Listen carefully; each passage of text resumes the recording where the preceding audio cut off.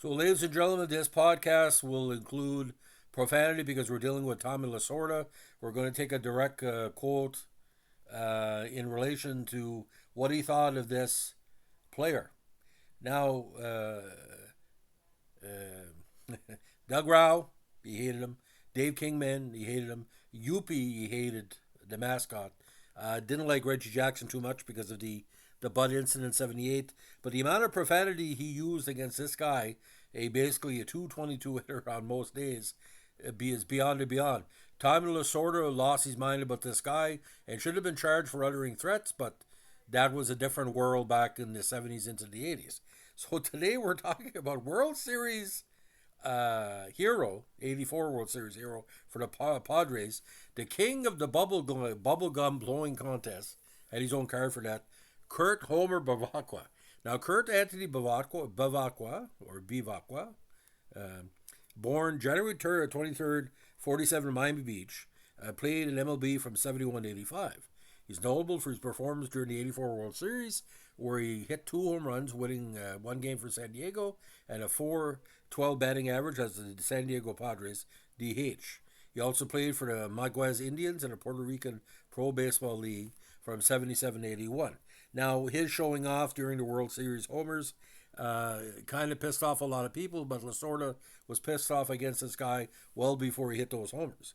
He was originally drafted by the Mets in the 32nd round of the '66 Major League Baseball draft and the Atlanta Braves in the 6th round of the January secondary phase of the '67 Major League Baseball draft, but didn't sign with the Mets or the Braves.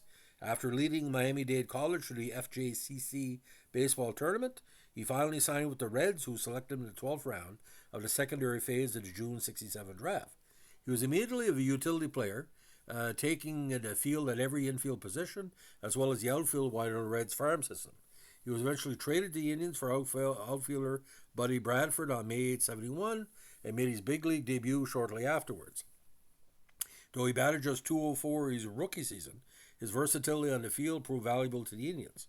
He appeared in 55 games, playing second, third, shortstop, and both corner outfield positions, and eventually earned the nickname Dirty Kurt for routinely having the dirtiest uniform on the team. Well, I mean, he was playing the infield positions.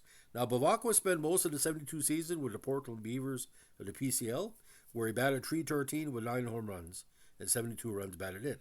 He returned to the Indians that September, but batted a anemic 114 in 19 games. After the campaign, he went to the Royals for pitcher Mike Hedlund. Now, here's where it gets freaky. Bevacqua drove in a career-high 40 runs backing up Phil Shaw at third base in 1973 for Kansas City. After the campaign, he was traded with former Expo Ertged Kirkpatrick and minor league Winston Cole to the Pirates for Nelson Briles and Fernando Gonzalez. But after a short, turbulent stay in Pittsburgh, he rejoined the Royals midway through the '74 season. Now, the following spring, he was acquired by the Brewers as insurance for Don Money at third base, and Money had been experiencing chronic arm problems. Though Money is a third baseman, the highlight of Bevacqua's season came while playing second. During a 4-0 loss to his former team on May 11th, Bevacqua got into an altercation with George Brett at second base, causing both benches to clear. And according to published reports, Brett said, "I didn't know if I would hit him because he was so much shorter and uglier than I was." Now, his other most memorable moment with the Brewers had less to do with baseball. He was a 1975 Joe Garciola Bazooka Bubblegum blowing champion, defeating catcher Johnny Olds in the October finals. Now, the Topps baseball card set, 564 the '76 issue, attests to this feat, a very interesting photo. He remained for the Brewers through May of that season, after which he was re-signed to the Spokane Indians of the PCL, where he remained for the rest of the season. Now, after Major League Baseball announced was going to expand for the '77 campaign, Bevacqua openly admitted he was looking forward to the opportunity to join the expansion club, though he was still a member of the Brewers organization. Got some bad press over that, by the way. His dream came to fruition on October 22nd, '76, when he became the fourth member of the Mariners, who purchased his contract for the Brewers 2 weeks before the expansion draft. He arrived at camp that spring to compete for a shortstop job with, get this, Craig Reynolds, whom the club had acquired from the Pirates for relief pitcher Grant Jackson, another former Expo. Despite an exceptional spring training, in which he batted .467, Bevacqua was released. The team's explanation was that Reynolds proved himself the better fielder, and the club already had too many right-handed bats off the bench. Furious by this, he toyed with the idea of playing ball in Japan, but eventually decided to sign a minor league deal with the Texas Rangers the day after the season started. Though he never played a regular season game with them, Bevacqua's 77 Topps card shows him in a Mariners uniform. Collector's item for sure. Now, shortly before he's released from the Mariners, again, Bevacqua was arrested near his New Berlin, Wisconsin home for driving without a license. He was getting a $160 fine and a 10-day jail sentence, which he was allowed to serve after the season ended. Now, after batting .352 with 9 homers and 76 RBIs for the AAA Tucson Toros in the first half of the '77 season, Bevacqua was called up to the majors for the second half and immediately proved himself a valuable addition to the Rangers. He batted .333 with 5 homers and 28 RBIs, mostly as a pinch hitter. He also disproved Seattle manager Darryl Johnson's assessment that he was a defensive liability as he committed just 1 error all season while playing 5 different positions in the field. In '78, he hit a career-high 6 home runs. After season, he, Bill Ferry, and disgruntled former Rookie of the Year Mike Hargrove, the human rain delay, were traded to the Padres for Oscar Gamble and Dave Roberts. Now, with the Padres, Bevacqua seemed to have finally found his home. Though he still did not have a regular position, he had a career-high 346 plate appearances in '79, filling in at second, third, and the outfield. He was batting .268 on his way to a similar season in 1980, when the last-paced Padres went to rebuilding mode and dealt Bevacqua to the Pirates for minor league prospects Luis Salazar and Rick Lancilotti. Now, Bevacqua's second tour of duty at Pittsburgh went no better than the first, as he was released by the club after a season and a half. He was given just 70 at-bats and demoted to AAA during the '81 season. Perhaps the most memorable moment of his second stint with the Pirates occurred in spring training when he incited a bench-clearing brawl with the Detroit Tigers after Tigers pitcher Howard Bailey hit the Pirates' Bill Robinson in the face with a pitch. Now, he's had numerous feuds and situations, especially with Lasorda. Now, when he returned to the Padres in '82, the fun started. Shortly after returning to the Padres, Bevacqua came embroiled in a verbal feud with National League West rival LA Dodgers manager Tommy Lasorda. On June 30th, Dodger pitcher Tom Niederfor hit Joe Lefebvre with the next pitch after giving up a home run to Broderick Peters to lead off the ninth. Niederfor had imploded to blow a save the night before and allowed the Padres to come back for a 4-0 deficit in the ninth. Niederfor was hit with a $500 fine by MLB for intentionally hitting Lefebvre. Afterwards, Bevacqua expressed his opinion to the local press that he ought to find that fat little Italian too. He ordered it, referring to Lasorda, to which Lasorda responded with the following. And again, this is his words, not mine. Tell you what I think about it. I think it's a very, very bad for that man to make an accusation like that. That's terrible. I have never, since I've managed, ever told a pitcher to throw at anybody, nor will I ever. And if I ever did, I certainly would make a throw at a fucking 130 hitter like Lefebvre or fucking Bevacqua, who couldn't hit water if he fell out of a fucking boat. And I guarantee you this. When I pitch, and I was going to pitch against a fucking team that had teams on like Bevacqua, I'd send a fucking limousine to get the cocksucker to make sure he was in a motherfucking lineup, because I kicked that cocksucker's ass any fucking day of the week. He's a fucking motherfucking big mouth, I'll tell you that. A lot of vowels in that tirade. Now, Bevacqua had in fact been batting .231 with 2 home runs scored, 2 RBIs, and 2 walks against the Dodgers up to that point that season. He faced the Dodgers for 2 more series in September and went 1 for 15. Over his career, he batted .220 with 1 home run and 12 RBIs against Tommy Lasorda's Dodgers. He was 1 for 7 against the Dodgers when Walter Olson was manager. Now he wasn't even in the lineup for the day's game against the Braves. He became the centerpiece of an August 11, '84 brawl. Braves pitcher Pascual Perez hit Alan Wiggins with the very first pitch of the game. Padres pitcher Ed Woodson responded by pitching inside to Perez when he came to bat in the second inning.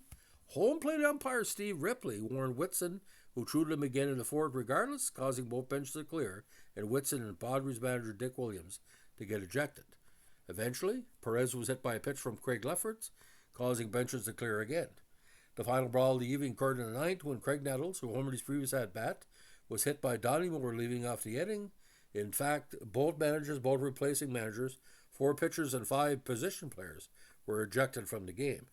After a 9 inning melee, a fan at Atlanta Fulton County Stadium threw a beer at Bevacqua, causing him to go into the stands after him. He was restrained by security guards. So some people said he encouraged a fight. Some say he finished it. Some say he started. Either way, drama follows. Now, the rebuilding process the Padres began in 1980 culminated with a trip to the '84 World Series after Leon Durham and the Cubs choked against them in the 5-game series.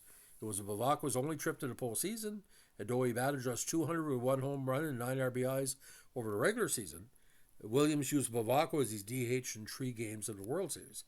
Now, with the Padres trailing the heavily favored Detroit Tigers 3-2 in Game 1 of the series, he hit a double to lead off the 7th. However, rather than having the tying run in scoring position, with a harder lineup coming up, Bevacqua was out trying to stretch in a triple. The Tigers went on to win the game, making something of a goal to Bevacqua. Regardless, Dick stuck with Bevacqua for Game 2 of the series, even moving him up from 9th to 6th in the lineup, which would say the double cleanup. The Padres were already down 3-1 to Dan Petrie when Bevacqua led the fourth off with a base hit. After moving third on a Gary Templeton single, he came around to score on a ground out by the underrated Bobby Brown. The score remained 3-2 until the 5th, when Bevacqua hit a 3-run home run to put the Padres up by the final score of 5-3. Now, he eventually batted a team-high 412 for the series and hit a second home run in the 5th and final game of the set. Terry Kennedy hit the only Padres home run in a World Series other than Bevacqua's 2. To this date, the Game 2 win remains the franchise's lone World Series victory. Now, when the Padres released Bevacqua during spring training '86, he chose to retire rather than to catch on with another club. His performance in the '84 World Series has provided him with an enduring celebrity status in San Diego and monetary compensation, which he has used to benefit St. Madeline Sophie Center's oath with charity to event programs for adults with developmental disabilities, among other charities. Now, Bevacqua has been a kind of a folk hero off the field. He was also featured in an episode of Fox King of the Hill. In this one, he was a ringer brought in to defeat Strickland Propane's softball team. Sounds like warmed out over Bob's Burgers, like Scaramouche. So, ladies and gentlemen, I watched all the '84 series and win this pipsqueak. But Tommy Lasorda, by the way, what really pissed off Tommy Lasorda in a lot of situations is not that this guy was directly doing something to Lasorda. He was a shit disturber. Now, a shit disturber can go 2 ways. They can end the game in a positive manner, or you can take a game that's out of reach and make it total hell. All the different personalities of San Diego, you had, Steve Garvey and Craig Nettles and Goose Gossage and all these people. You wouldn't think a pipsqueak like Kurt Bevacqua would be the pit bull. But, I mean, Dirty Kurt, but you look at, Phil Garner, you look at Bill Madlock, that style of play, he was a throwback to the Pirates of the 1970s. And the thing is, about the Pirates of the 1970s, they didn't give a good goddamn what people thought about him.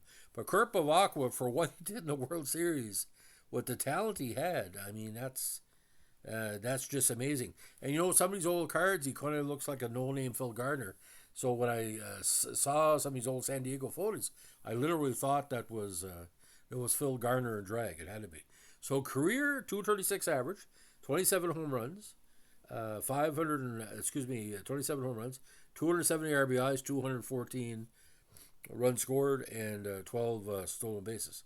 So over the years, again, best season for a lot of people is that 73 campaign where he had 40 home runs.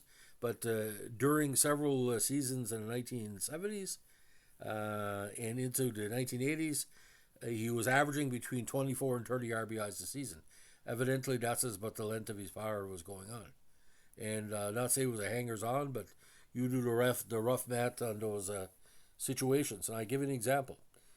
He had 64 games in '82 with 123 official at-bats. And the World Championship year, again, these numbers are just terrible. 16 for 80, 3 doubles, 1 home run, 9 RBIs, batting .200 with a 275 slugging, so not the greatest on the tree. But postseason batting again, amazingly concise. In the '84 World Series, 17 at bats, 7 hits, 2 doubles, 2 home runs, 4 RBIs, 1 base on ball, and of course the unfortunate caught stealing was part of it. He didn't have a very good series against Chicago. Only played 2 games, and also grounded a double play. So it was a rough campaign. But Kurt Bevacqua, if you have the Topps baseball card, it has some value besides being a common. But Earl Weaver. I've met Earl Weaver. I don't like him very much. I don't like Don Zimmer, and I don't like Billy Martin to a certain extent. I sure as hell don't like Tommy Lasorda.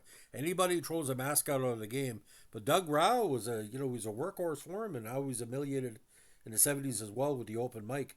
I think Tommy Lasorda should basically go back in time and remind himself when he was in the Montreal Royals, where he kept him just to prepare young players coming up. He wouldn't have have a job if he took the attitude like he did after Alston retired. Like I said, this is not the '74 Tommy Lasorda, the happy-go-lucky third base coach we see in the official Coke review of the World Series that year. This guy was fucking dangerous, and Kurt Bevacqua said in published reports many times, "I'm not scared of Tommy Lasorda. He's a fat pig." So, I mean, take it as you will. So, ladies and gentlemen, that's the story of Kurt Bevacqua. If you like what we're doing here with our World Series Vintage podcast, let us know with a like, comment, subscribe, or share. Bye.